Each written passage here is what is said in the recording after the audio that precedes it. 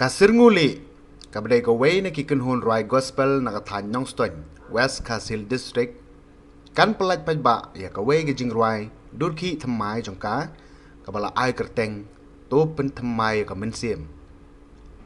ya ka ni ka Jingrwai on Pyllait ba ha ka arpo arterik urisau arajar arposan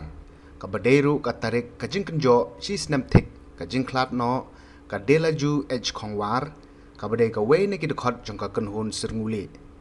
bad laong baka jing temu jongka Kynhun ban Pyllait ba ka te ka Jingrwai ha ka te ka Sngi ha ka te ka tarik ka dei halor ka nongrem baka Delaju ka jutrang dik ban pendep no ka te ka Jingrwai nado men baka dang im ha ka ne ka slaper thei henrei na ki daw bom la kiar klapulom no ka jing angno jongka komban shu pentip baka ne ka Kynhun Rai Gospel ka dei ka Kynhun tangki siyeng si Snem ya ka bala lam khamat daki kemeki kpa badlar wairu tang daki sipara kan thob ya ka minri de ka Delaju ka mada mande bad ka de memon ka bala sedang ban bot den jan menta haka jaka ka Delaju ka bala lejno na ka ne ka slaper thai kat kum ka jingethu uba honest wellborn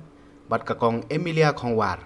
ki badai ki kemeki kpa jong kite ki nongruai laong banalor kete ka Jingrwai menta ka kenti ka Kynhun kan Pyllait ru sakawai shu ka Jingrwai ka bala ai kerteng phila lejno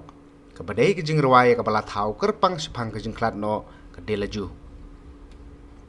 laong shu baka yeng kan omdon kanu ka jingle niam le rukom ya la ka khon ha ka te ka lengkhu Sngi Khlad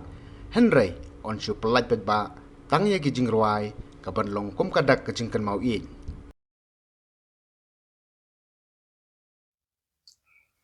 Kena ke Jingrwai em, ketika Jingrwai em baik kongkong juju, kapor ba idang em, ikwa aban pendam no ekane, dan mentai kami oban rai langshu, bat nila rai no tang mangi. Kublai sibun blai kerkui piparo.